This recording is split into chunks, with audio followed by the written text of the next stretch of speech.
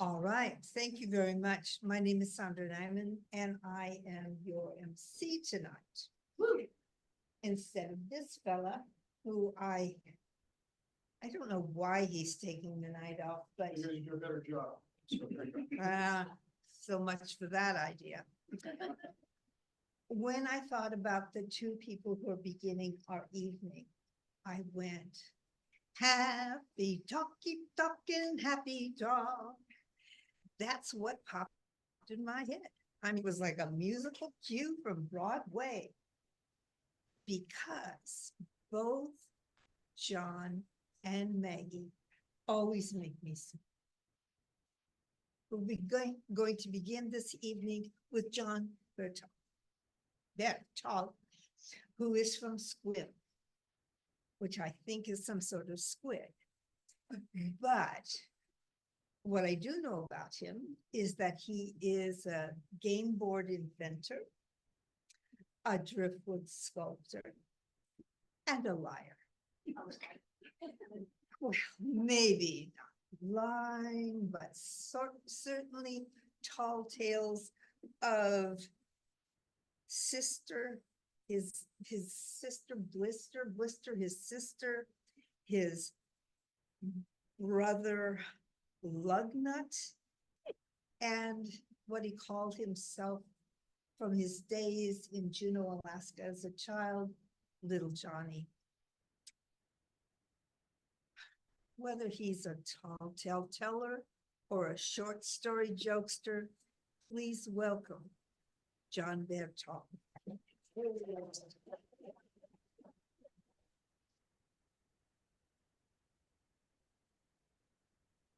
Thank you, Sandra. Boy, I almost didn't make it here tonight. Our house flooded. But the good news is I bought my wife a brand new hand pump. And if she has a problem, she'll be happy. Now, my stories are mostly true. There might be a little bit of fabrication, exaggeration. I'm not a politician. I'm a happy 5.5-year-old cowboy living on Star Hill, Juneau, Alaska, in 1951. I went running into the living room looking for my sister Blister. There she was, sitting in my dad's stuffy chair. Blister, Mom's making popcorn. Come on, let's go. Throw that stupid book away. Now, we had a big, really big oil stove in our house that my mom cooked on, but it also heated our house. In the winter, we were really cold.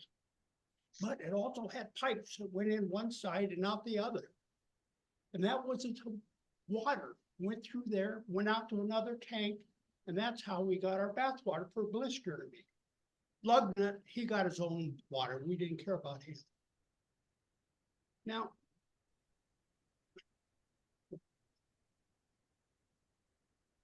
lost myself. My mom got this big iron fry pan. It took 2 hands. She put it up on the stove. She went over on a blue and white can that said, she took a big scoop of that out, white grease. She put it in there. It started making sounds and smelling. The sounds were like, you know, those wires that go from telephone to telephone? They make a sound. My brother, Lugnut, said, when somebody turns on the light, you can hear the power going through their house. You can hear it if you have good ears. And the smell, well, the smell was kind of like my socks when they're wet and I don't change them for 2 days. You know that smell? Yes. Now, my mom said I couldn't get close to the stove. So I pushed a chair up, climbed up on top. Now, my sister, Blister, was 3 years older than me, so that meant she was 3 inches higher. She could stand on the floor and see what was going on.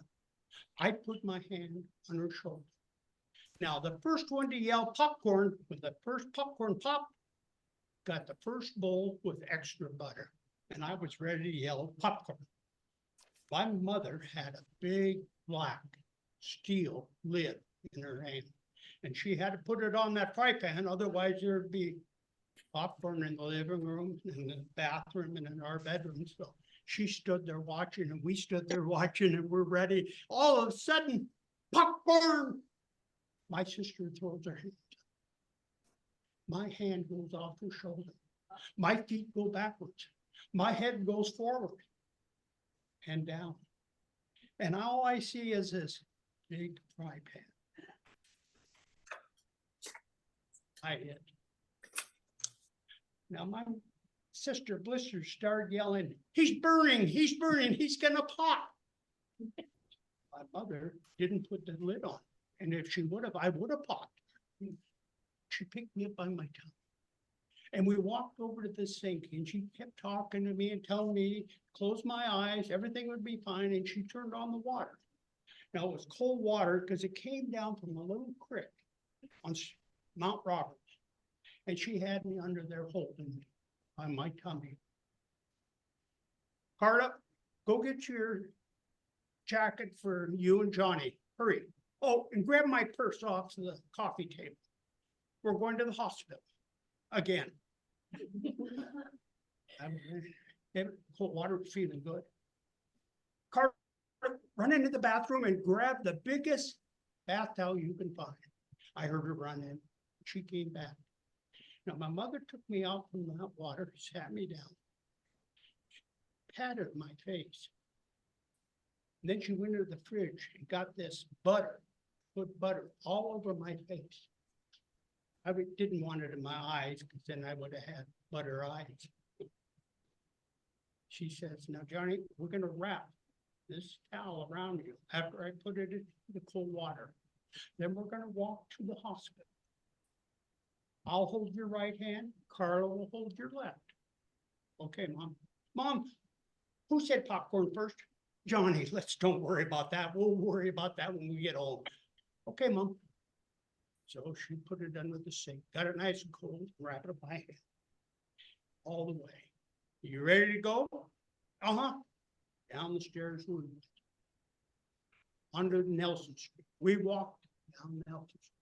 We got to the end and down the hill we went, down Star Hill, very steep hill. And it was really steep. Mom, are we going down the hill? Because it seems steeper when my eyes are closed than when they're open. Yeah, we're almost to the bottom. We're right by the chicken yard. Okay, Mom. Get to the level landing, we're walking. Carla, run back home. See if Fred is home. If Fred is home, tell him what happened. See if he'll go over to our house and see if the fry pan is still on the stove.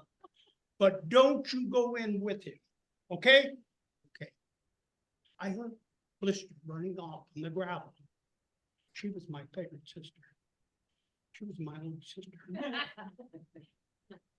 We got to the hospital. Now the hospital is a St. Anne's hospital. It's a Catholic hospital run by nuns. We took a couple steps and we walked inside. And I heard the lady's voice. I knew it was a penguin. Can I help you, Mrs. Berthel? Is that little Johnny with you? Now, how did she know it was little Johnny? My eyes are closed. How can she see me? I just nodded my head. My mom said, Sister Mary. I thought, oh no, not Sister Mary. She's not smiling. She told Sister Mary what happened. Sister Mary says, oh, let's go into room 101 and Dr. Whitehead will be right in with you. Well, Dr. Whitehead and me just talked a couple of weeks ago. And he said he didn't want to see me for another year. I could be in trouble. We went in and sat down. Pretty soon, we heard the door knock. And he walked with those big feet, clompered in. I'm not supposed to see for you for a year there, little Johnny. Oh my goodness, you're wrapped up like a present. Let's take a look at that noggin. He starts and wraps. Puts it down. He looks at me. He looks at my mother and says, I'm sorry, Mrs. Burkle. You know, Sandra was telling me, this is our last storyteller till September. So if you want to hear what happened to little Johnny's noggin, come back in September. And do me a favor, bring a friend. I have one friend and I'm gonna bring her. Thank you. Little Johnny's left the hospital.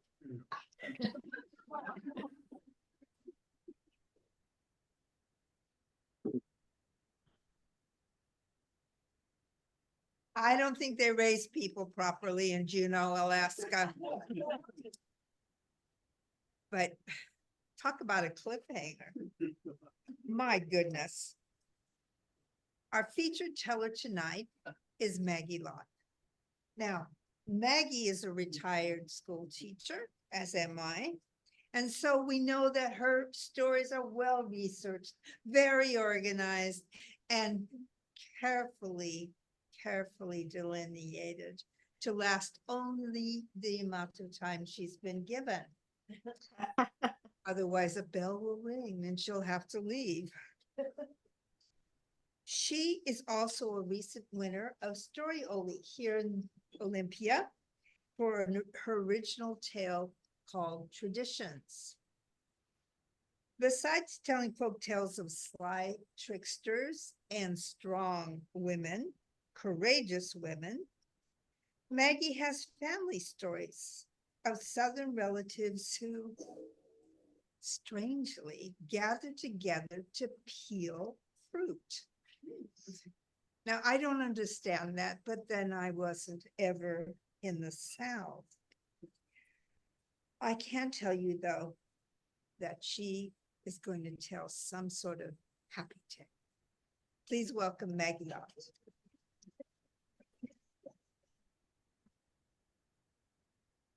Well, thank you so much, Sandra. And thanks everybody for being here. I have two family stories to tell you tonight, but the first one is not my family story. I read it in a book. And it's, far as I know, a true tale. Because in the book, the author said it was true. The authors were Natalie and Helen Kinsey.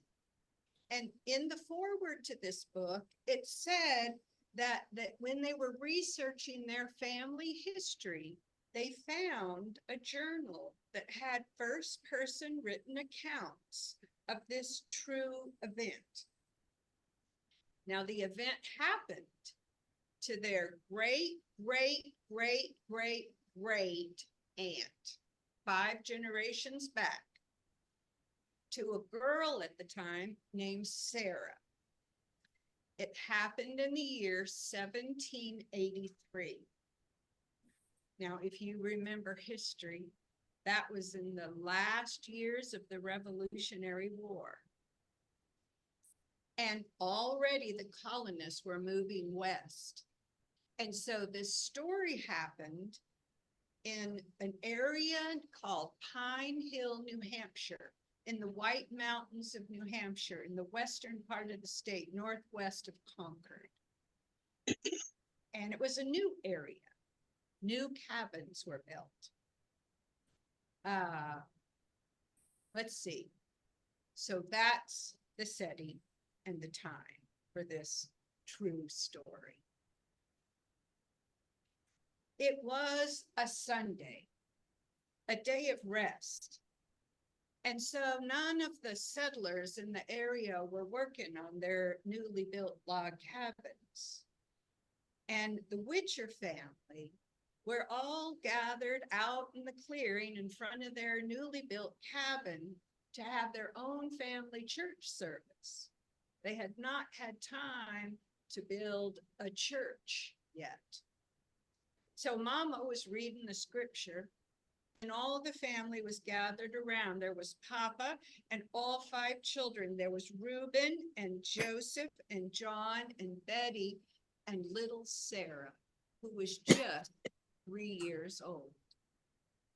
It was a summer day, And so Papa suggested to Mama that after their midday meal, the two of them would walk up the ridge and go see Chase and Hannah and see their new baby. Well, Sarah loved her Uncle Chase, and she wanted to go see him too. She wanted to see her new baby cousin. And so she thought she'd follow along and go with Mama and Papa. So she did. They were walking up the ridge and she was following, and she called out, "I'm coming too." But her parents turned around and said, "No, Sarah, you must go back and stay with your brothers and your sister Betty. It's too far for you to walk." And her parents turned and continued walking up the ridge. And Sarah knew she should obey her parents, but she wanted to see the new baby, and she wanted to see her Uncle Chase. Uncle Chase was her favorite. He had taken her on walks in the woods and showed her the den where the fox had its kids, and he had showed her the hollow tree where the bees made their honey. She wanted to go, and so she waited until her parents were out of sight, and then she kept walking up the path. She walked and walked, and when she got to the place where the path crossed Berry Creek, she stopped to pick some flowers. Oh, that would be pretty. She grabbed some more and more to give to her aunt, new baby cousin. And there were more flowers, and in that way, she wandered off of the path and gathering more flowers. And she was so little, she could crawl under the trees and the bushes and the underbrush. And she walked and walked and walked. And when she got thirsty, she knelt down and cupped a handful of water to drink. And she found some wild strawberries, and she ate them, and juice dribbled down her chin. A rabbit went running by, and then a bobcat went screeching after it, and that shook her up. But they went by in a flash. She walked through blackberry thorns, and the thorns scratched her and bloodied her bare legs and bare feet. That hurt. Well, she kept walking and wandering. She couldn't find Mama and Papa.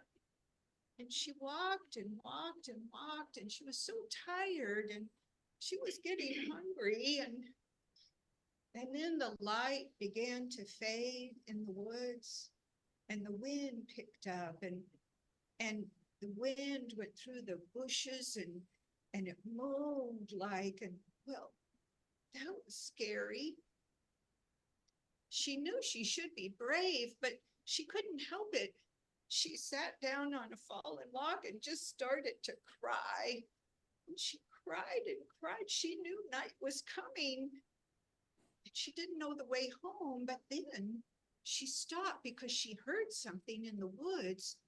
Something was in the woods coming towards her, and it was something big and rushing because branches were snapping and trees were rustling and bushes moving. And then this black furry face peered out of the bushes right at her. Oh, she said, "Oh, it's a dog, a big black dog." She was so excited. She knew a dog could lead her home, and she started talking to it, and this big black furry creature on four stout legs lumbered out of the bushes, came right up to her and peered at her with its black eyes, and it licked the juice on her chin, and then it licked the blood on her legs. And Sarah was so happy to find a friend, and she patted its back, and she hugged its neck, and she talked to it. And then that big creature just settled right down on the ground next to her, and she nestled into its warm fur. And knowing her mama and papa would find her in the morning, she fell fast asleep. Now, about that time, Mama and Papa were walking down the ridge after their visit and hurrying towards their cabin. And the children saw them and came out to greet them, but then they stopped and looked confused. And Reuben said, "Did you leave Sarah with Uncle Chase?" "No, we sent her back to stay with you." "Oh," the children all looked stricken. "No, we thought she went with you. She hasn't been here all afternoon." Mama turned white and she grabbed Papa's arm and she said, "John, she's lost in the woods." And Papa immediately turned and started running up the path, calling and calling for Sarah. And Reuben thought to run into the cabin to get the dinner horn.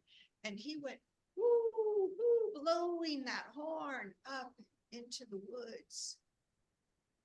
Mama knew they would need help. And so she ran as fast as she could, as tired as she already was, to their nearest neighbor over a mile away, the Richardsons. And when the Richardsons heard that little Sarah was lost, why, Mr. Richardson immediately ran over to the Witcher place to help Papa in the search. And Mrs. Richardson set her oldest boy to go notify the other settlers, and her oldest girl put her in charge of the house, the dinner, and the younger children. And Mrs. Richardson went home with Mama to the Witcher place. She stayed there all night to comfort Mama, who was sitting in her rocking chair, rocking back and forth, watching that cabin door, hoping and praying that they would bring Sarah home to her. No one got any sleep that night. More and more men from the area came through the night, and they all walked up and down in the woods, calling and calling. They called and walked till their throats were sore and their legs were weary, and there was no luck. They didn't find her. They set big bonfires alit, hoping she'd see the light. Mrs. Richardson was busy trying to get a big pot of stew for the searchers and for the family. But the next morning, the men who'd been searching came back to the cabin, and they were discouraged. They'd seen no trace of her. But Joseph Patch came up to the clearing. Now, he was the oldest settler in the area. He'd been there the longest. He knew the area the best, so he helped to organize the men, and they sent one group up Oak Hill, another group along the river, another group up to the mountain to search in different areas. And the women, they organized. There was always one woman from the area who stayed with Mama in the Witcher to help fix food and to help stay with the family. And so they searched. For 3 days, they searched with no sign of Sarah, until the evening of the 3rd day. One man had been walking along Berry Creek, and he saw a little child's footprints, but all around it, bear tracks. Well, he thought, oh no, she's been killed. And the man ran as fast as he could, breathing hard, down that path all the way back to the Witcher place. And as people gathered around him, he called out and he told them what he'd seen. Bear tracks all around her footprints. And everybody gasped. Mama put her face in her hands and started crying. All the searchers said, oh, she's probably been killed, torn limb to limb. Poor child. Oh no. They started talking about how there was no hope, that they should call off the search. But when Mama heard that, she said, no, please, please search one more day. Well, they couldn't refuse. So they said they would. They'd search one more day. The morning of the fourth day came, and a stranger came up into the clearing, knocked on the cabin door. Mrs. Richardson was there shelling the bushel of beans, and when she opened the door and saw this stranger, she didn't know him. The man stood there, dusty, travel-worn, exhausted looking, said his name was Heath, and said he thought he could find the little lost girl. Well, just about then, Joseph Patch came up to the cabin.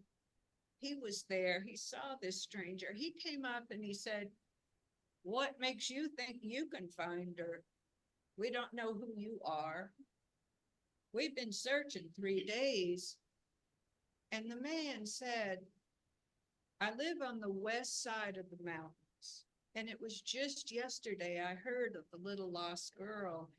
And in the night, I dreamed where she might be. I dreamed it 3 different times.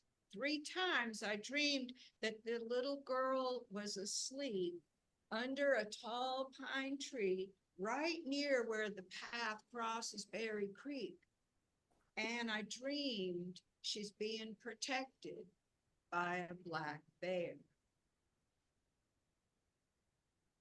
Don't know as I believe that, but I don't know. We've searched and searched, but I'll take you up there all the same. And so Mr. Patch and Mr. Heath walked up that path that Mama and Papa and Sarah had walked the days before. And when they got to where the path crossed Berry Creek, Mr. Heath just stood and looked intently all around. And then in one direction, he started walking, just pushing through the bushes and the undergrowth, just walking directly in that direction. And soon enough, there was a tall pine tree, and under it, the little girl rolled up, sound asleep. Well, they could see she was fine, and they could see the bear tracks all around her. Well, she heard them coming in there, and she sat up, and she knew Mr. Patch. She recognized him, and she put up her arms and said, I want to go home to Mama. And Mr. Patch was just overcome, but he took his long barrel gun and shot off the signal that she'd been found. And then he scooped her up in his arms, and the two of them congratulated each other, and they started making their way out of the woods and down that path. And as they went, more and more of the men who'd been searching, they had heard that signal, and they came out of the woods walking down the path, and they were waving their hats in the air and cheering and yahooing and clapping Mr. Heath on the back when they heard all about his wondrous dream. Well, they got down to the Witcher cabin, and Mama and Papa had heard the shot, and they were there waiting. And Mama, when she saw little Sarah alive and unharmed, why, she just fainted dead away right there on the ground. And Papa, he was so overcome he couldn't get a word out. But he took hold of Sarah and held her tight. The men got Mama up, put her in her rocking chair, and she revived. And Papa handed Sarah to Mama, and Mama rocked her back and forth. Oh, Sarah, it's so good that you're home. Papa looked down at Sarah and he said, Sarah, honey, did you see anyone in the woods when you were in there? And she said, Papa, there was a big black dog and it stayed with me every night. He was my friend. Papa looked at Mama and Mama looked at Papa, and nobody told Sarah it wasn't a dog, but a bear that stayed with her. Oh, her brothers were running around, whooping and hollering, and little Betty was clapping her hands. Sarah's home, Sarah's home. Oh, they had such a feast and celebration. All the people from the settlement came. They brought food. They had venison stew and cornbread with honey and hasty pudding, along with Mrs. Richardson's baked beans. And they ate and ate, and Papa gave a prayer of thanksgiving and thanked all of the people who had helped. The men all, after they ate, went out into the clearing and shot off their guns in celebration. Reuben and the other boys took the dinner horns and blew and blew. And they all were so happy that little Sarah had been returned to them, alive and well, and all thanks to a big black bear.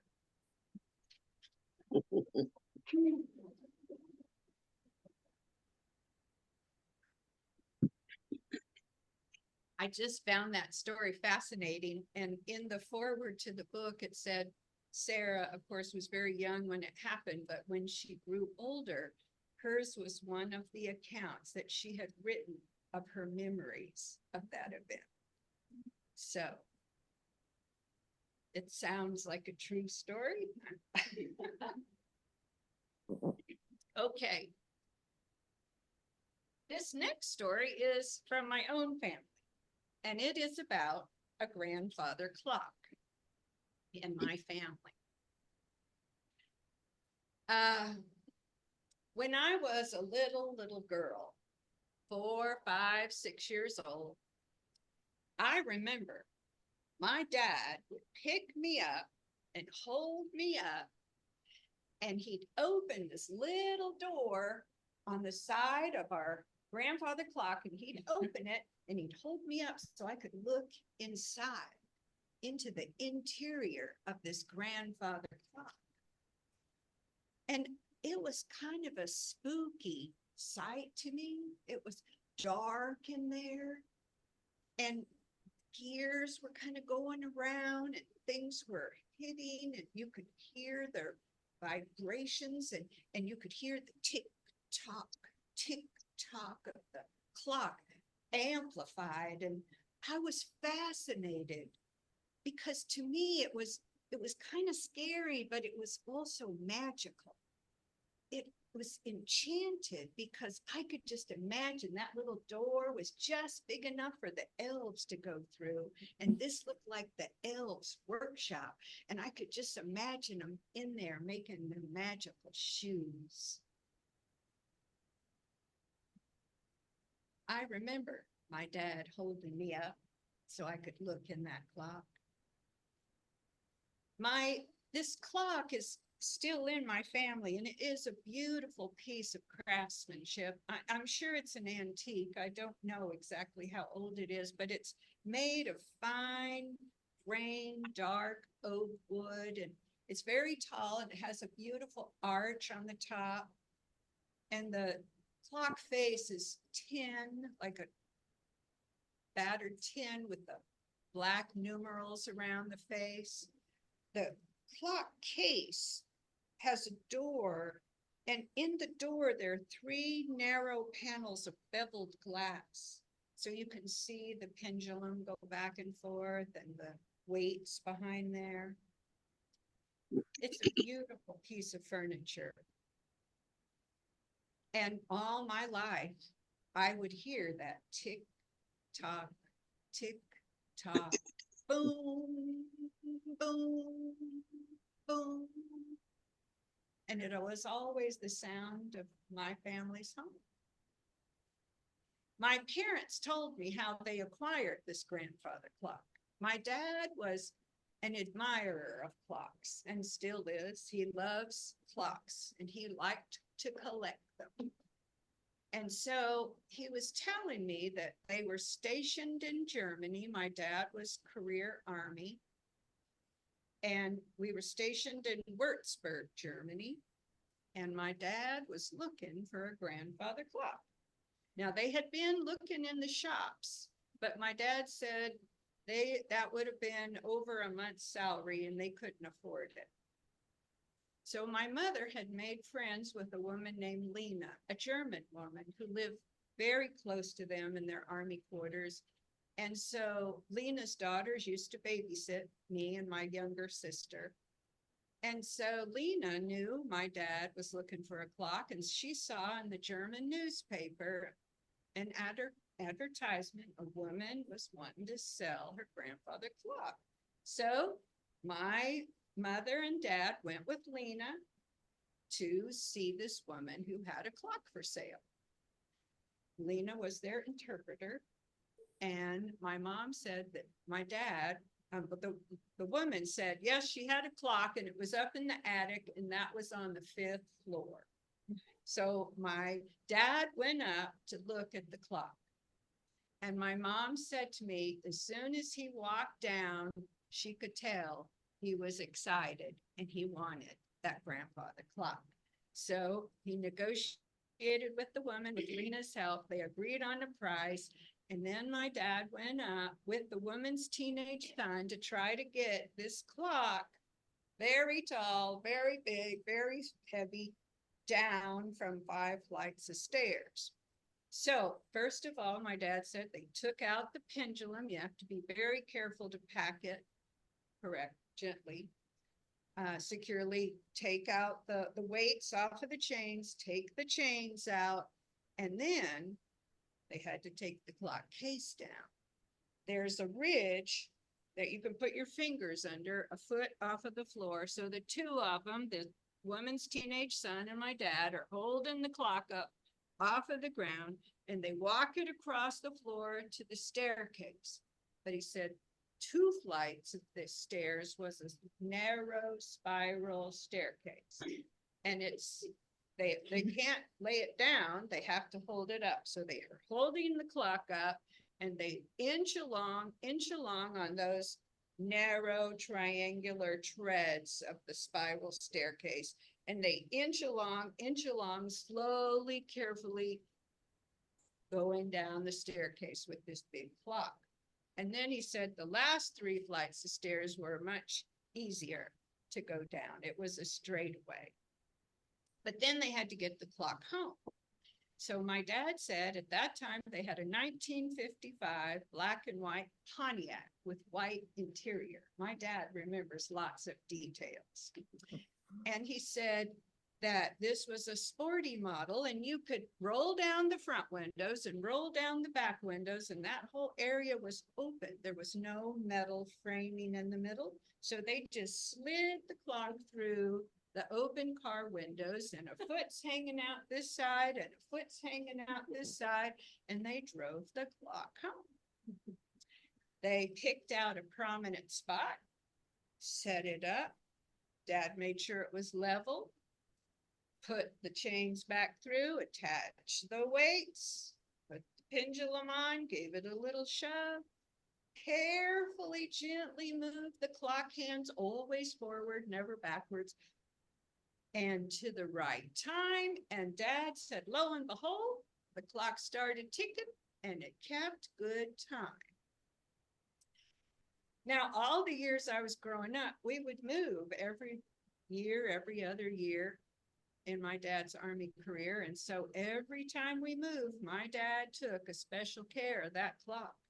He himself would take the pendulum out, the weights off, the chains out, and then he'd have the movers wrap it with quilted blankets, strap it all together. And then when we got to our new quarters, he and Mom would pick a spot. He'd put it all back together, the chains, the weights, the pendulum, set the time, get a little shove, and tick tock,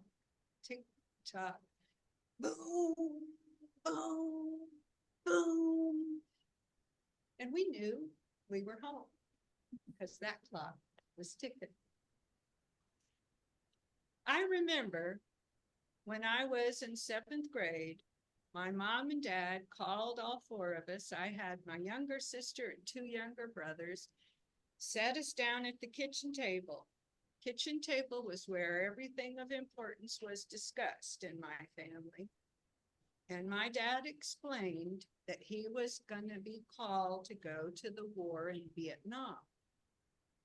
And I remember the shock that I felt knowing that my dad was going to be in this war that I saw on TV. And then a few nights before he actually left, again, my parents called us together all at the kitchen table because my parents were antiques were very important to them. And so they had certain pieces of furniture that they valued so much that they wanted us to know who was going to inherit them. Me and my brothers and sisters, they didn't want us to argue. And so they explained that when the time came, who was going to inherit some valued pieces of furniture.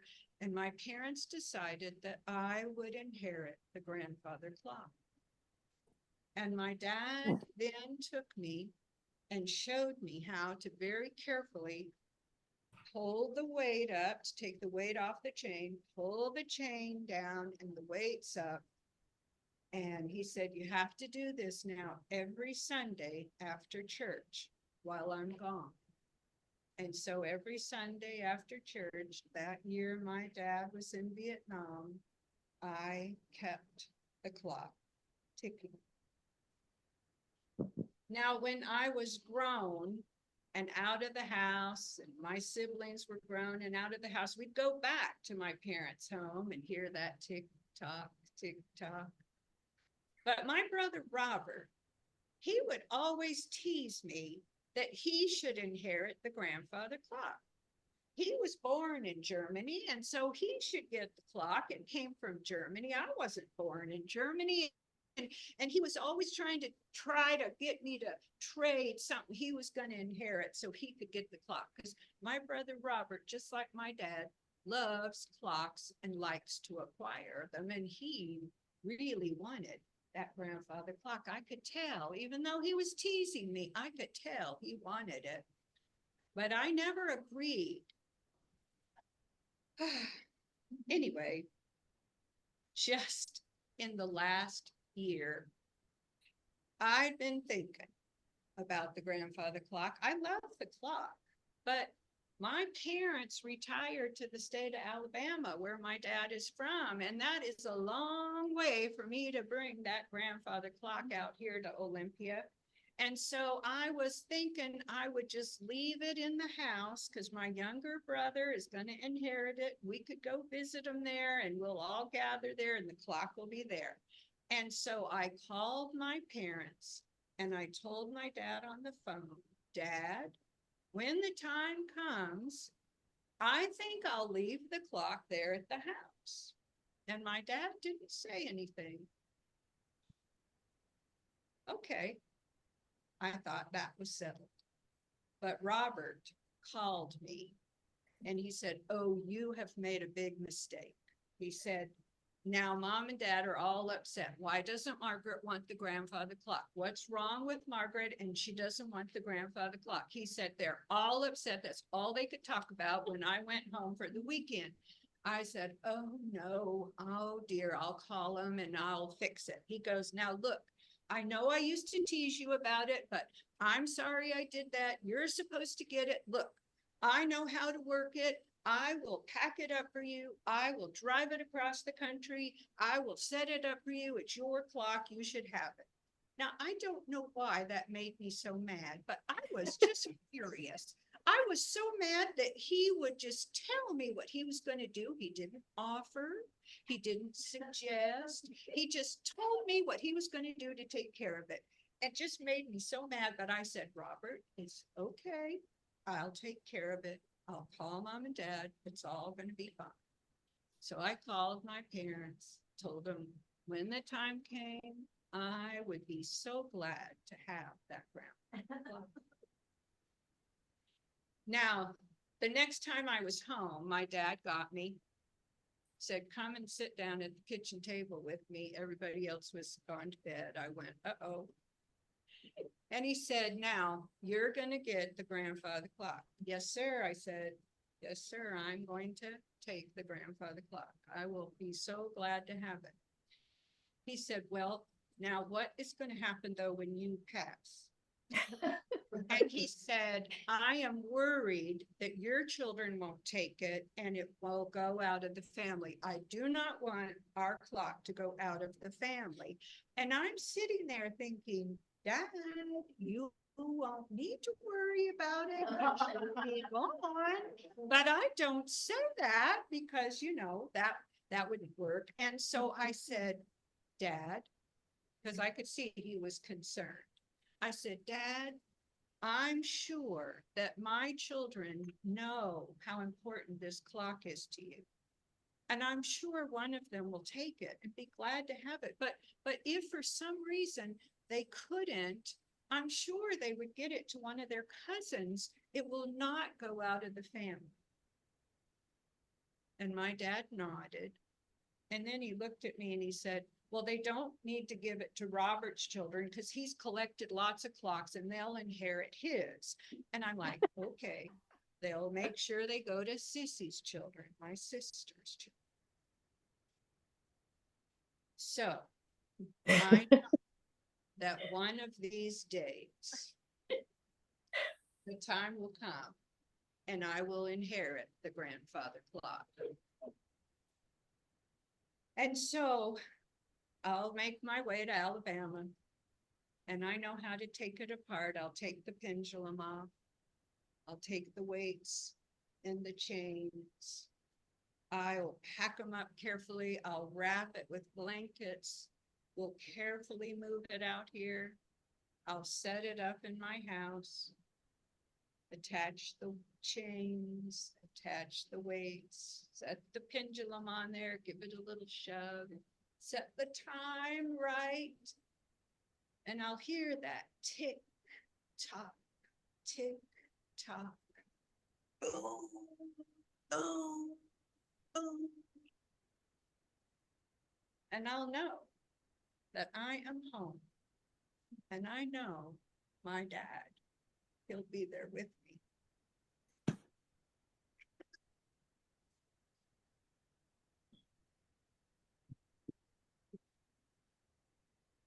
Thank you, Maggie. That was so lovely. Indeed. Ooh. I remember the first time I saw my aunties arguing. I'm come from a Swedish family. We don't argue.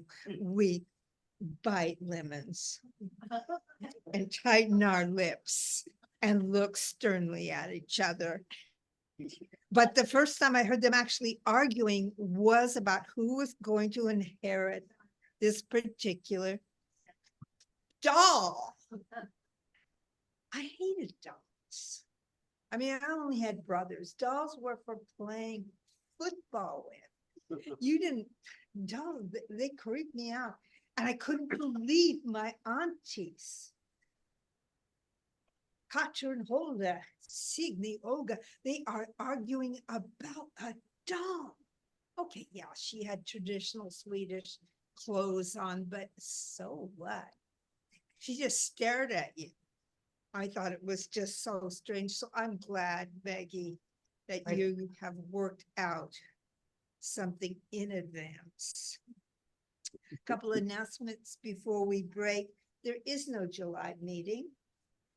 But in August, we will meet in the park, as Suckland Park, on the 10th of August for our Stories in the Park, Stories in the Dark. And prior to that, next month in July, there is the National Storytelling Network Conference, which is a big deal. It's happening this year in Federal Way at the Damas, I think it's pronounced, Bay Center.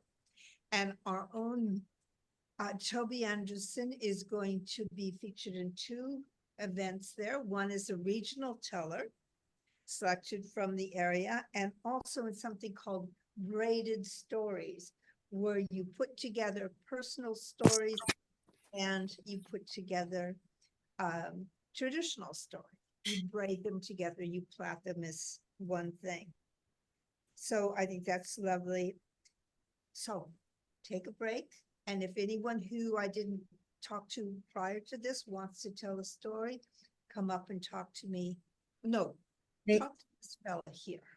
May I say something before you go to break? Yeah. On Zoom, I'm Debbie Patton. I'm a longtime friend of Maggie's. If anybody wants to see what a 55 hardtop Pontiac looks like, come over to our house. We have one in our garage. The hardtops are the ones that don't have the panel between the windows. So when you roll the front and back windows down, it's completely open, front to back. We have one here at our house. Maggie has seen it. And it's a 55, just like she put her dad put the grandfather clock in. So just so you know, Alright. we live in West Olympia, out Cooper Point. You're welcome to come by. Thank you. Okay, so talk to Seth if you have a story that you want to tell. Okay, I have a few names down, but there may be others. So take a break for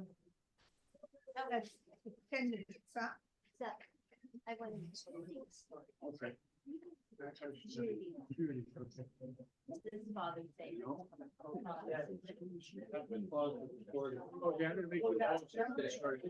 Okay, I have 3 for you. Seth. I'm just gonna get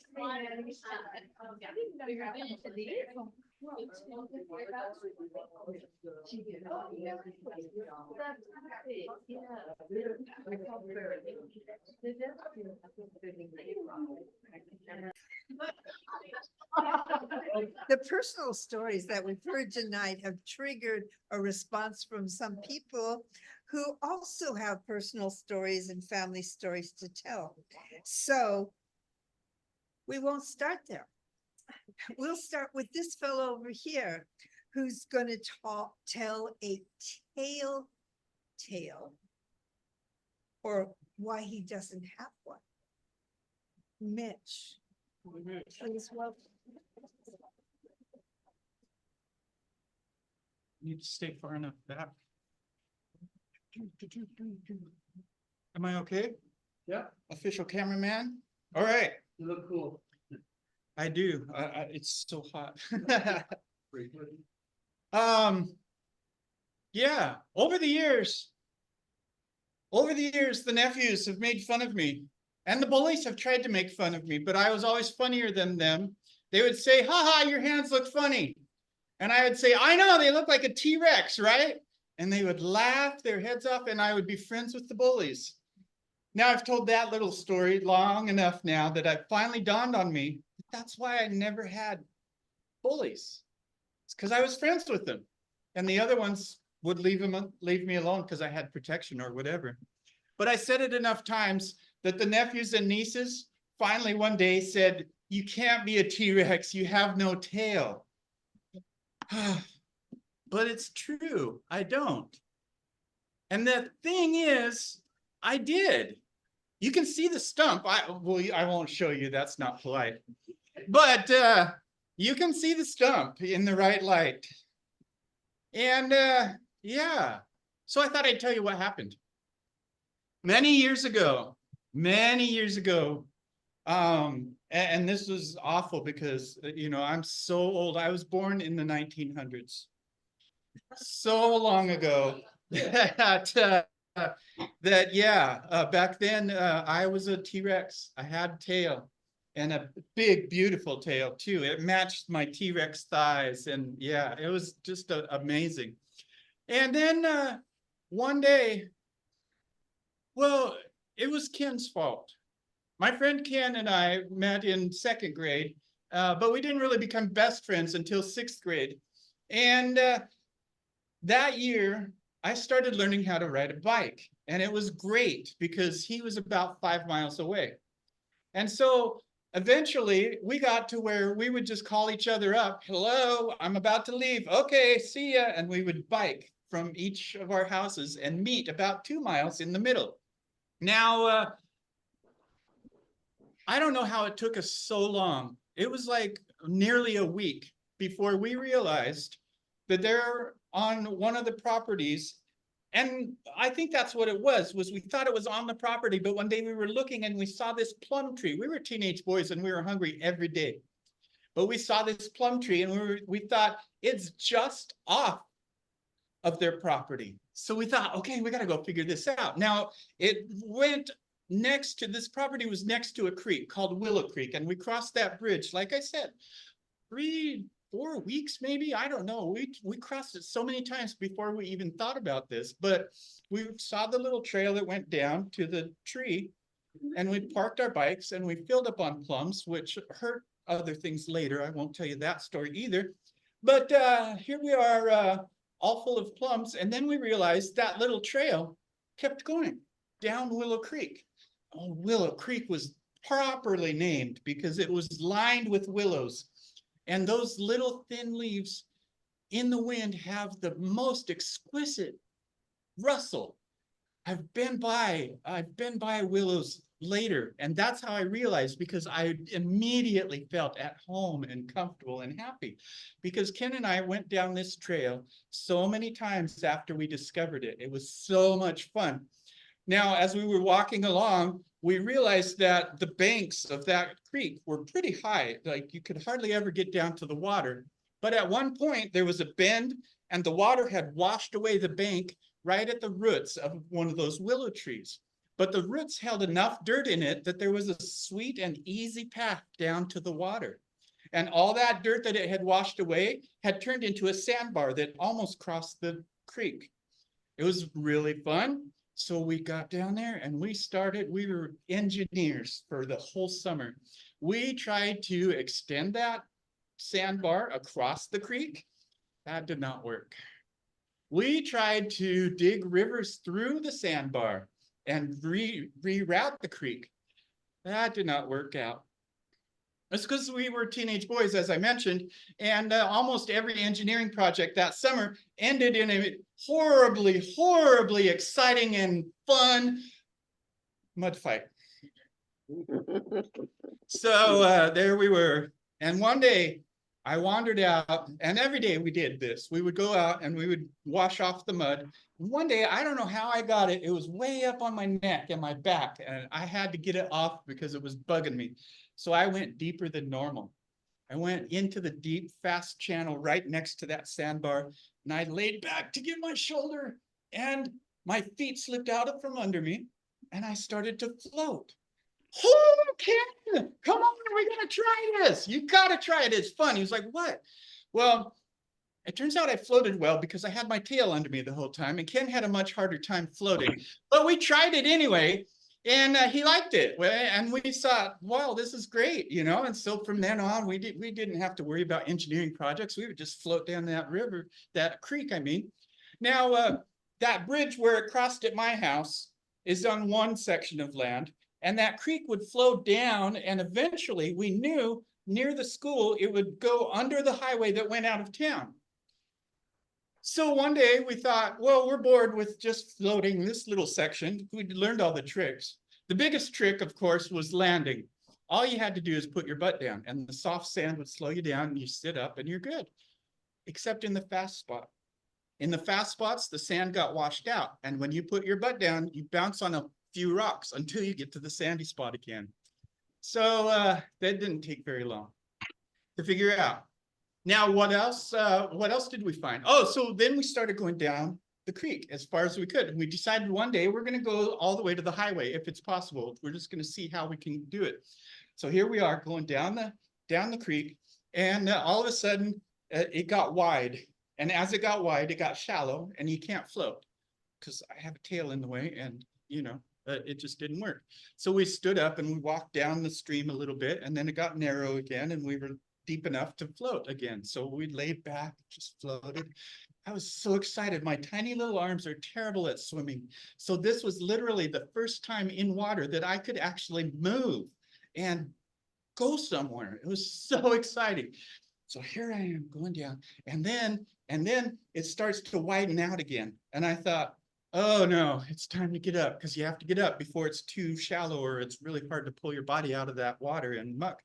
So I put my feet down because it was widening out, and my feet went way down, way down. So far, the sand had come up, the water had come up to our knees, was probably the deepest it ever went. When I put my feet down, it was up to my waist. And I started to backtrack fast, but I was right in the middle of this stream. And I was curious, how did it widen out like that and not shallow out at the same time? Well, I looked up over the water, and right across the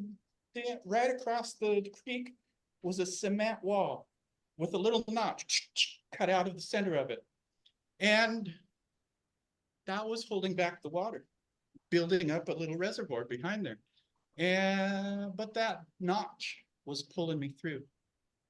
And so I put my feet down, and I thought, okay, I had looked too long at this point. So when I tried to backtrack, all that happened is the sand would just shift under me, and I would keep going forward, sometimes even faster. So I turned around quick and I said, Ken, stop, stop. He stopped. Thankfully, he could do it. He stopped and he said, what? I said, it's getting deeper for some reason, and I can't stop myself going through there. Do you have time to, he noticed the same thing. And I said, do you have time to go over to the edge? And he said, yeah. And so he did it. He made it over to the edge. And I said, okay, I can't get out of the path of the dam, but I want you to just grab my arm as I go through the dam and try to pull, as I get close, try to pull me out before I get into that flow in that little notch that was cut out. He got over there. Well, my best friend, who I trusted with my life, didn't catch my little arms. We forgot about tiny arms. It was the saddest thing, because that day, the only thing, as I was thrashing and trying to figure out what to do after he missed my arms, he grabbed my tail, just barely. And then my feet started swinging through that notch. Now it went all the way down to the dirt at that level. So I was out there, and my feet were swinging out into the water. I could feel no bottom. I couldn't feel anything. I couldn't feel the slope. It just felt like I was going to go straight into this big, huge waterfall. And there I was floating through, and Ken was holding on as best he could. And then I felt and heard the most horrible sound. The closest I can tell you it sounded like is when you buy one of those roasted chickens and you pull that leg off, or you pull that wing off, and it hurts so bad, but there my tail is falling, and I go right through, releases me. I take 2 giant steps. I do feel some cement under that notch, but then I feel nothing. I'm just there, and I am not good at floating like this yet, but there I go, floating across, barely keeping my head above the water, and my feet touch a mountain of sand on the other side. And that anchors me just enough that my whole body spins around, and my sore, broken butt lands on the mountain of sand higher up. Boom, and I sit down. Now this is the strangest part. I was so joyful at being alive, I forgot I was in pain. I forgot I had been, I can't think of that word, when you cut something off. But the tail had been amputated, that's right. So here I am with the amputated tail, sitting for the very first time on a tender little butt, but joyful and happy and excited with adrenaline. I said, Ken, yes, that was so much fun. You got to try it. And so sure enough, he went through. And my tail healed pretty quickly that summer. T-Rexes, I guess, are good at that, I found out. And yeah, from then on, we skipped the little sandy beach. And every time we went down the plum tree trail that followed Willow Creek, we went straight to the little notch dam and had a party.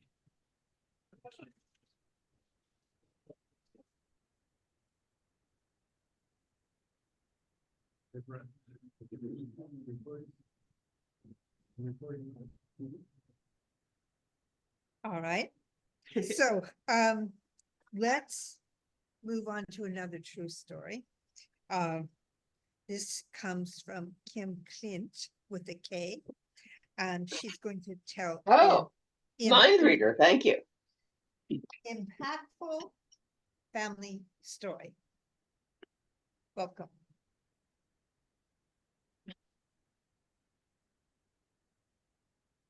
And just on the edge of the carpet there. There you go. Okay, so, this is the first time I'm doing this here, and, this is a true family story that when I get together with my brothers and sisters, we always tell this story, and we always tell it exactly the same way, so it must have been the way that it happened.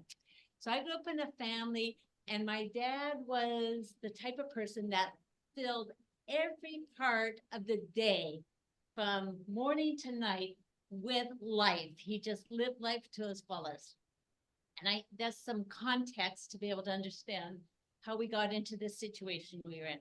Typically for family vacations, I grew up in Canada, up in Calgary. Family was down here, and we'd come down and camp and see grandpa and grandma. But at the age of, I was 9, one brother was 7, my youngest brother was 6. And my parents decided that we were going to do a family vacation to see his brother who lived down in Sacaton, Arizona. So we were driving from Calgary all the way down to Arizona in July. The challenge is that we couldn't camp because my mother was 7 months pregnant with my younger sister. And so she put the edge on, we'll do the family trip, but no camping. So it was the first time we were all excited. We got to stay in motels and Helena, and of course, my dad filled every day of our vacation to the full. We're going to stop at Yellowstone and Bryce Canyon and every Grand Canyon and everything that we needed to do. So we arrived in Yellowstone early in the morning, and of course, we had no camping gear except a small little pup tent that my dad packed in case of emergency. So we started in the morning and went all around Yellowstone, filled our day, got to the campground at dark, and it was dark. And my dad drives in and says, we need a camping spot. And they go, do you have a reservation? And he says, no. He says, well, we're full. And then my dad kind of explained the situation. And they said, well, he said, we don't have a tent. We're just going to sleep in the car and have this little pup tent. And she's finally that she wore the ranger down, and she said, if you can find a little spot that's not on the road, you can park your car there because we're going to be out early in the morning. So my dad's driving through the campground, and he finds this little spot, and there's no campground, nobody's camping in that spot. So I slept in the front seat of the station wagon, and my dad and pregnant mom slept in the back of the station wagon. And my dad put this very wimpy little pup tent out beside the car for my 2 little brothers to sleep in. So they were 6 and 7 years old. So we wake up in the morning, and all of us come out, and my dad had put the pup tent right in front of a live baited bear trap to capture a problem bear in the thing. So fortunately, no bear came through, but there were my 2 little brothers in a pup tent as bear bait. Hey.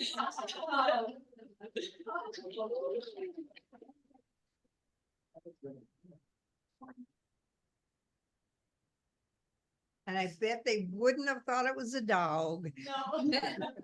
All right. Back. Back. Good, good.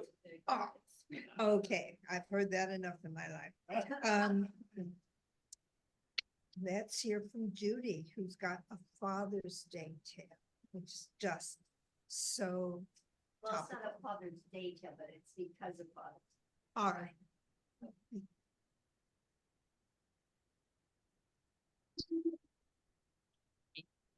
Am I in the right spot? Good. So actually, I just realized after I said that my mother's birthday is the 13th of June as well. So this isn't really a story. It's a little just kind of vignettes of both of them because thinking of my mother and my father. So my mother was born in the South in 1916, and she was old enough to be my grandmother. She had my half sister when she was 18. She's married, and apparently her first husband started getting really jealous. Whenever she would talk to anyone, he wouldn't let her talk to anybody. Got so bad, he wouldn't even let her go visit her family. So they ended up splitting up, and my sister had to go to an orphanage, and this was in the South. She was raised to be a good Irish Catholic oldest daughter. So like, you're just, bless their hearts, stuff your feelings, don't make waves, go with the flow. But she was a single mom at this point, and her ex-husband wasn't providing child support or anything for her. And this was a long time ago in the South when this wasn't done. And the war was happening, and she was working for this guy who was doing some kind of things for the war. And he asked her to come into his office one day, and he said he knew she was not married, and she didn't have anybody, really to protect her. Everybody else were married women, and their husbands were off at the war, whatever. And he said, hey, I think you need to kind of be more cozy with me. So my mother said to him, well, Mr. I don't know what his name is, Johnson, I bet the people out in the lobby would really like to hear this conversation, which was unusual for my mom, the mom I knew. And he said, oh, you wouldn't. And she said, oh, you just watch me. So my mom had this part of her that her daughter was in an orphanage at that point, so she could work.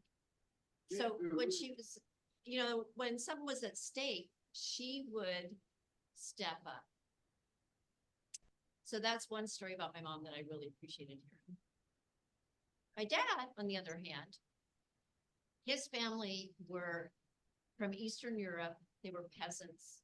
His mother, unfortunately, her mother was killed by her father during an alcoholic rage as a peasant.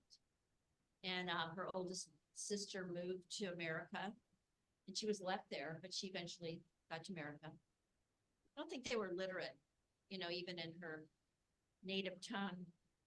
And my grandfather on my dad's side, he was orphaned at age 6 from Eastern Europe too, and living in barns and being beaten. He had a tough life. He was a big guy, looked like a semi-truck. And my grandmother was like the toughest nails. So they had 13 kids. And my grandfather was a coal miner and steel mill worker. They had 13 kids in this 2-room house with an outhouse. And my dad was number 3 and the toughest of all of them. And all of them were tough. They all, had a razor thing. So my dad came from tough times. And then he joined the military and became a tail gunner in World War II. And he was a no-nonsense guy. He kind of ran our family as if he was in charge of the military. He would call my mother by his last name, Jugan. He'd call my mom that. And he'd say things like, I don't want to hear excuses. I just want to see results, like stuff like that. You couldn't have a conversation with him. It's like, my way or the highway, So that's the kind of guy he was. But he got a lot done, and he was on it. He could fix anything, and he could grow anything. He couldn't talk to people. Didn't really get into that much, but so he had a career in the Navy, and then he was a recruiter, and he turned over this recruitership because when he was in the Navy, he was in the Pacific. He learned to skin dive. And when I was a little girl, we lived in Cuba. He would skin dive. My dad would skin dive. And I was little, and he made this big inner tube, and he put a bottom on it. And he made a little glass bottom on it. And when he went skin diving, he'd take me out there sometimes in like a glass bottom boat. I could see the coral reefs. And then he also got a pin out of chicken wire, and he got a sea turtle. And I used to go down for a while, and then we let it go, so it would die. And but after that, we moved to Santa Cruz, and he was supposed to have this job with aerospace and they lost the contract. I mean, you know, he's in ordnance, that's bombs. And shooting, what are you gonna do? Like, that's kind of tail gunner bomber guy. And it was tough times for a while. So he started working at the university in Santa Cruz when there were only trailers there. Ended up setting up their whole maintenance system. He was there for a long time. And they used to have an organic garden thing going down there. That was one of the first things before Evergreen started doing their thing. And Alan Chadwick was the gardener, and my dad could grow anything, right? And he also fished. He had this boat, 14-foot dragonfly boat, and he'd get huge salmon and stuff. So one time he goes up to Alan Chadwick, who ran all the gardens. He goes, Alan, I need a cabbage. Go to the store and get a cabbage. I mean, he made plenty of money. He goes, I have all these crab, because he'd go crabbing. He goes, I'll trade you some crab for a cabbage. And who's gonna do it, right? So after my dad was gone, I met with Alan and he told me that story. And he said, your dad came up and he said, I need a cabbage because there was all this garden and I'm giving you all this crab. And one of his little kids who was in the high chair at the time got to eat crab because my dad wanted cabbage to make coleslaw. He had extra crab. That's how he was. Like, I got this and I need that. And so let's do it. And was quite a guy. So I took care of him for a long time at the end. And he was a tough guy and I'm a tough girl. And towards the end, he's in his wheelchair. He never thought he'd get old. He told my mom he was gonna get old or die, but he did. Anyway, he's sitting in his wheelchair and I said, Dad, what do you think? You know, if you had something to describe you, what would describe you? He's kind of like all pissed off and hunked over. And he looks up at me and he cocks his finger at me and he goes, I'm a straight shooter. And that was so true. It was exactly who my dad was. Thank you.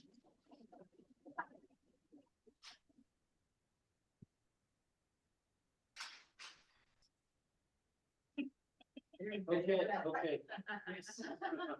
All right, so we go till 8. 8. Yeah, all right, okay, well, my father,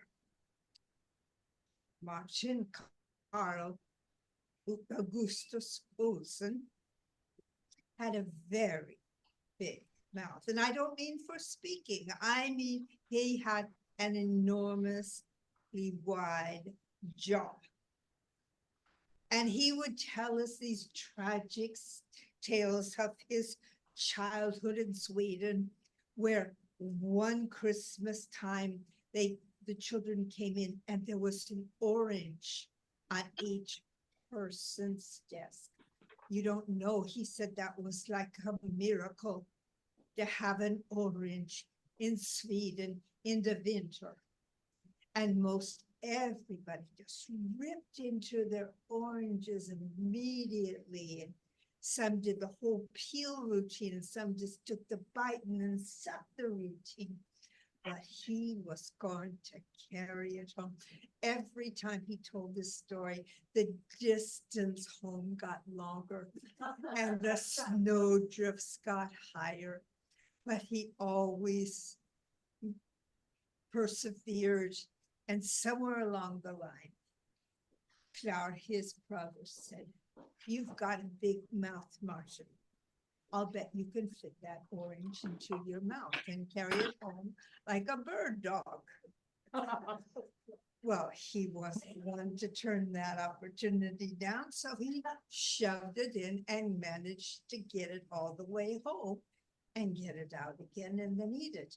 Now, that was probably an orange, maybe the size of a satsuma or a man or something. And we'd heard this tale, my brothers and I, many times. And my oldest brother, Peter, goes over and he picks out of a bowl this orange, this big navel orange. And he says, prove it. And never one to turn down a dare. Martin Carlo Gustav Olsen tried to shove that in his mouth. And he kind of got it all the way in there. But then, of course, he couldn't get it out of him. And my mother, who was an MT, we said, go get your surgical equipment. You've got a naval ectomy to do. And while we're waiting for her to get her instruments of take your time torture, the phone rang. No, I'm sorry, he can't come to the phone. The orange has got his tongue. Eventually it came out, and he never again took that particular dare. And we would say, whenever he would go, oh, instead of having the words to say quickly, we'd say, orange got your tongue. That was my papa, who was a good fellow, but maybe not so bright. Which is only half the family story. Okay, Toby has a fishy tale to tell. Let's welcome him.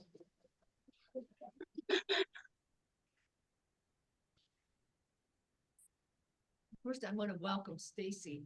I haven't seen Stacy in a year or so. And then when I saw her little baby, it was a baby, but now the baby's gotten bigger.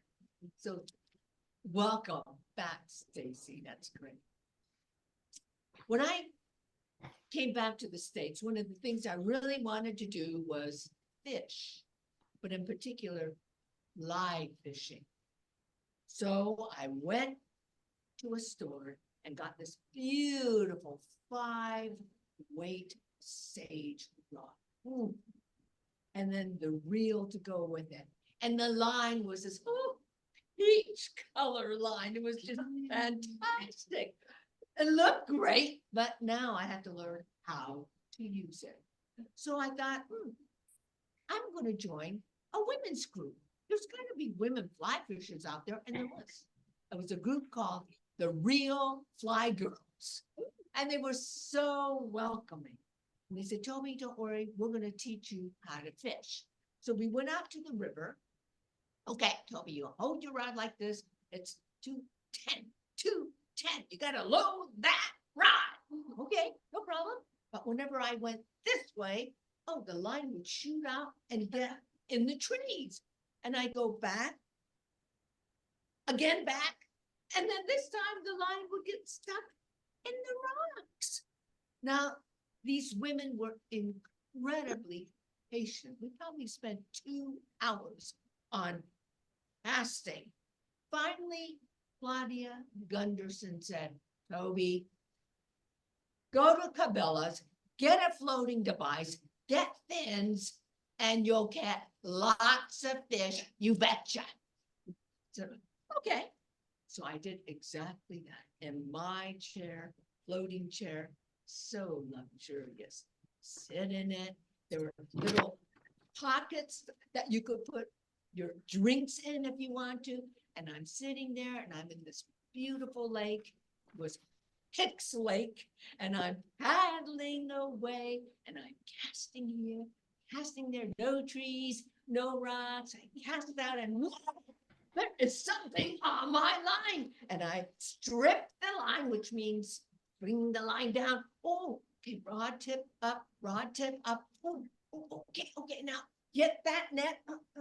And I scoop up this huge trout. I mean, it is that big. And there it's on my lap, kind of floundering around. So I get my bunker, but in technical terms, it's called the priest. And I'm about to bust it over the head when all of a sudden, spare me, and I will give you 3 wishes. Yes, anything you want. Now what? Okay, I could wish for $1 million. No, nowadays it's $1 billion. everlasting health care for Brett myself. That would be just absolutely wonderful. But I'm looking at the fish and it's looking at me and I'm thinking, wait a minute. I know these fairy tales with fish in them. They grant you wishes. However, there was one story where the wife wished for a cabin that became a palace, that became a castle. But bad things happened. And there was another story where some wish ended up with the wife getting a sausage nose. I don't know. Well, after fishing, I stop off at Ralph's Thriftway to get some butter and lemon and almonds and garlic, of course. And that night, Brett and I had a wonderful grilled trout dinner. And that was my wish.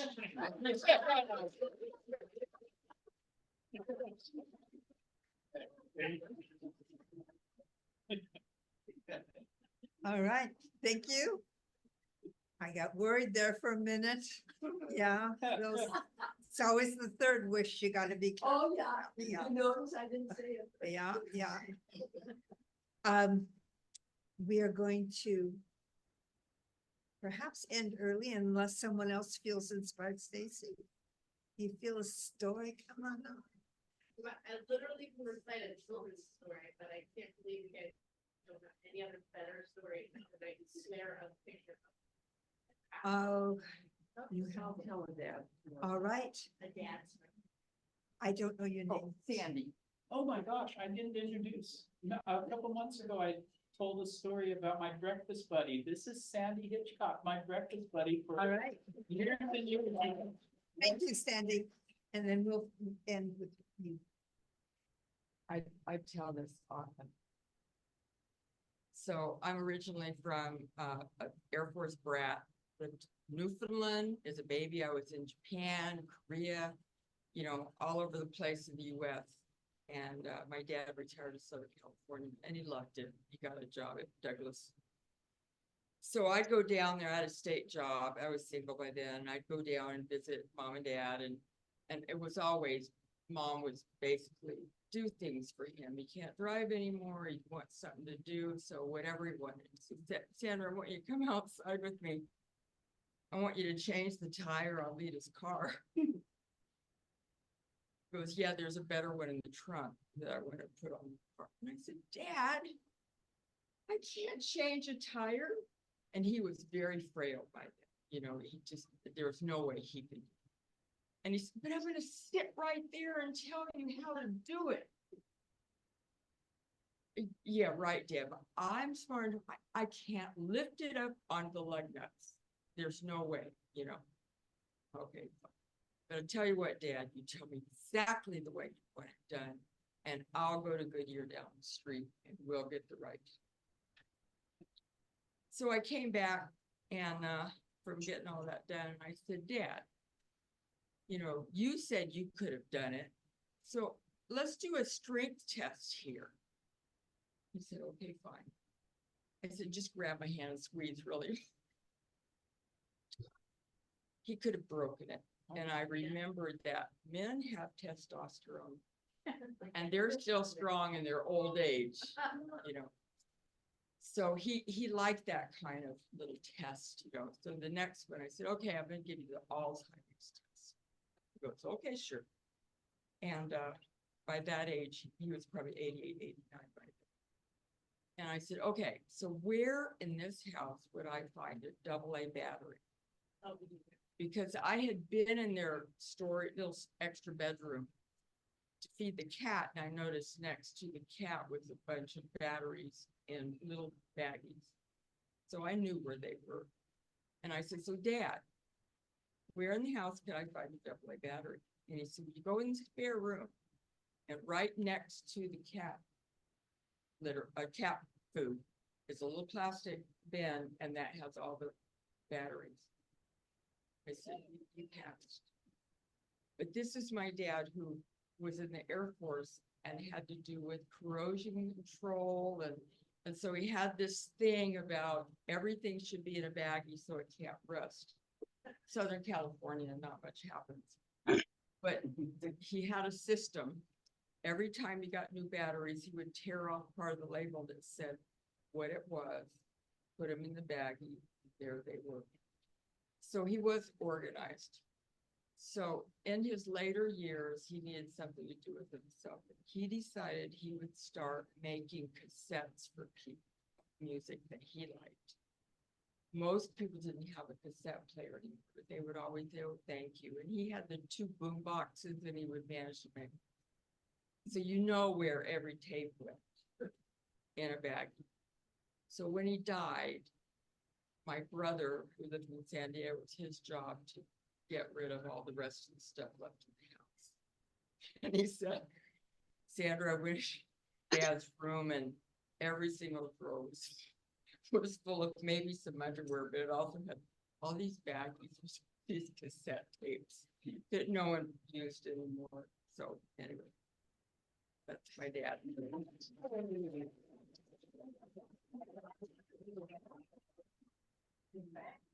All right. And to smooth the evening out, we have some deep and profound tragic tales to tell. From Brad Anderson. Jackson.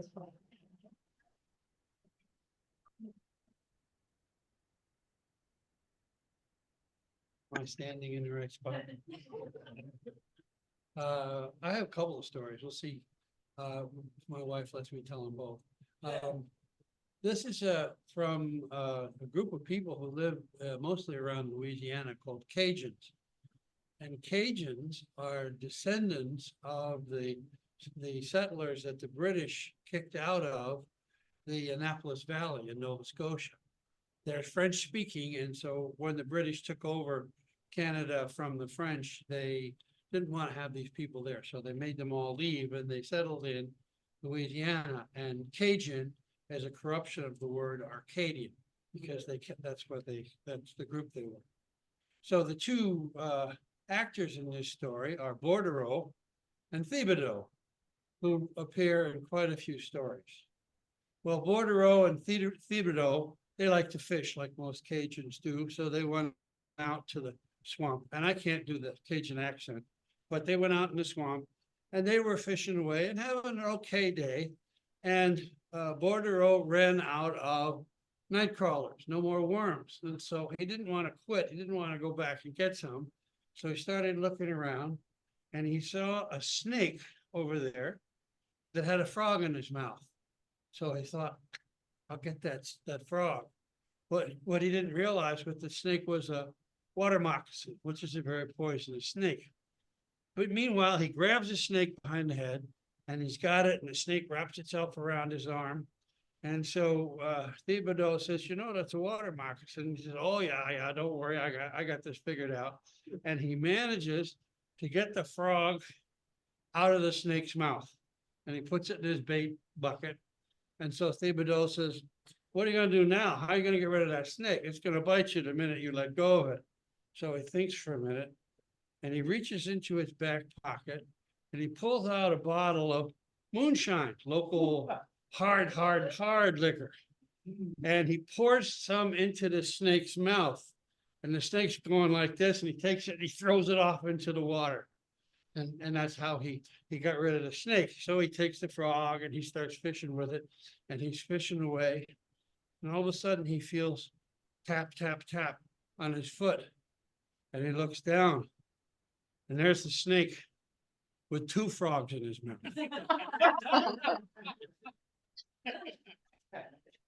You have time for another one? Yeah. Okay.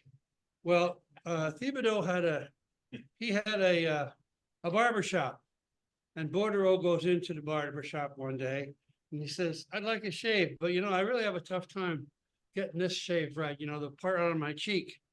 And Thibodeau says, don't worry, I've got a real good way to solve that. I found that out. You take this wooden ball, it's about the size of a golf ball, and you put it in your mouth, okay, and that'll hold out the cheek, and then I'll shave it. And so he does that, he puts it in his mouth and he he has the best shave he's ever had. And, Bordereau says, oh, that was great, but I have a problem. What happens if you swallow that ball? And Thibodeau says, oh, don't worry about it. Bring it back tomorrow. That's what they all do. Oh, my goodness. Thank you very much.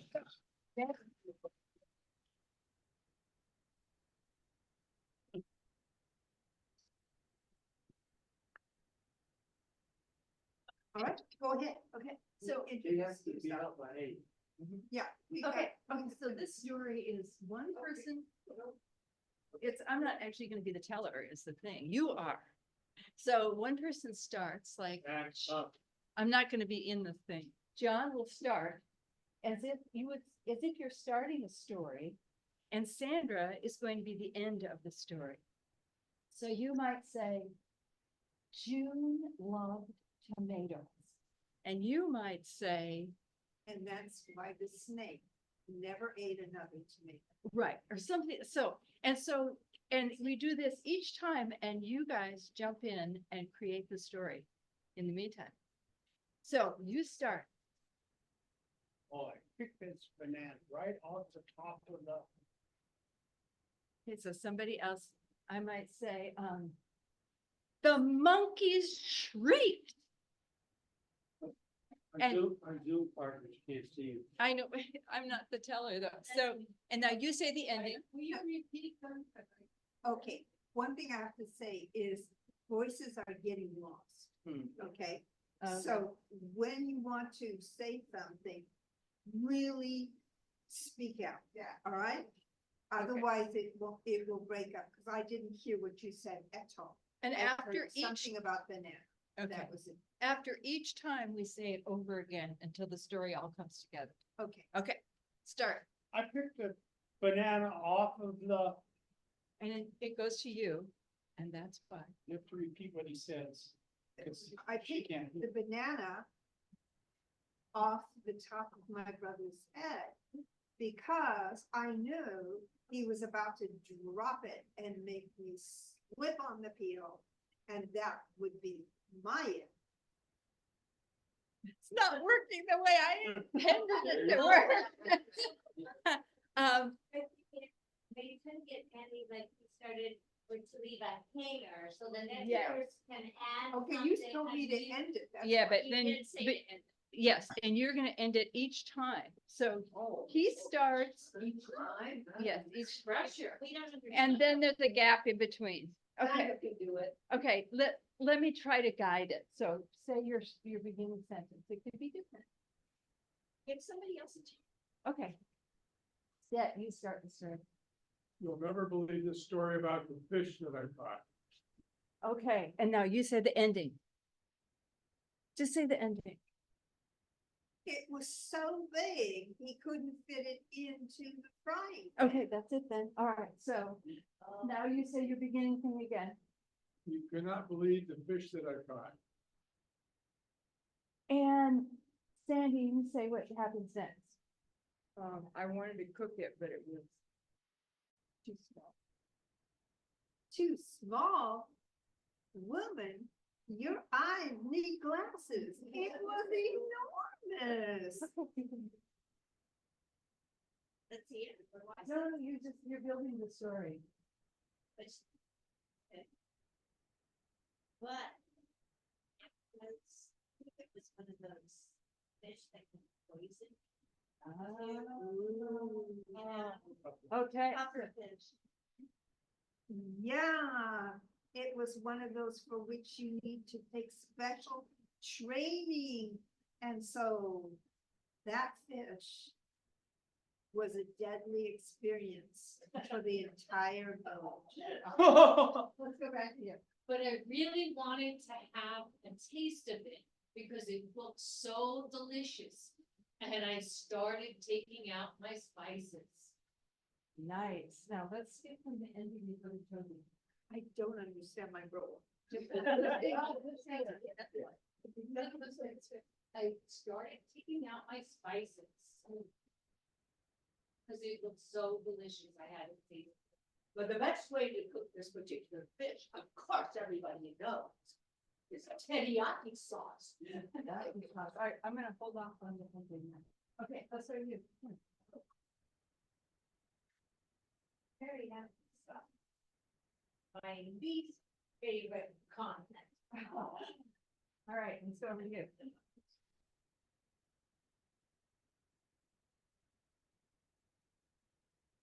You're drawing the what? So I sharpened my knife. And chopped up some peppers to go with the fish, because I had to cover the teriyaki that I knew was just not gonna go. Maggie. And I smelled that fish, and I think it did it. But too.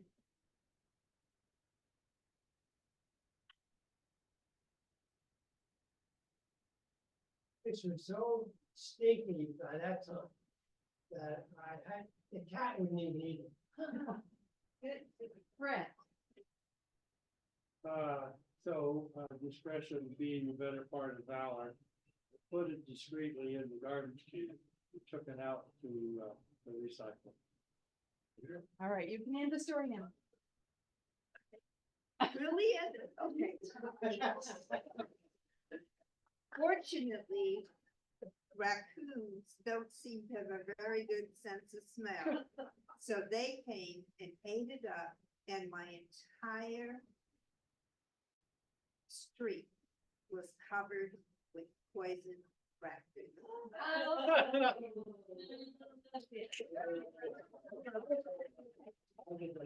That's like the improv exercise. We're running out of time. If you want to close the meeting, can you get that?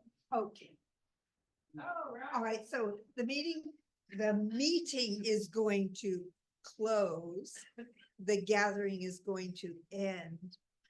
It was nice to have you all here and to listen as a friend. Don't come back next July, next month. We won't be here. We will be here August 10th in the park. Squaxin Park, which always makes me want to go. "What?" And Squaxin Park at August 10th. Stories in the Park, Stories in the Dark. Bring your family, bring your friends. And then we will gather again to hear the long anticipated, long waited with bated breath for John's final. say September. In September. See you in September. That's a musical cue as well. Thank you.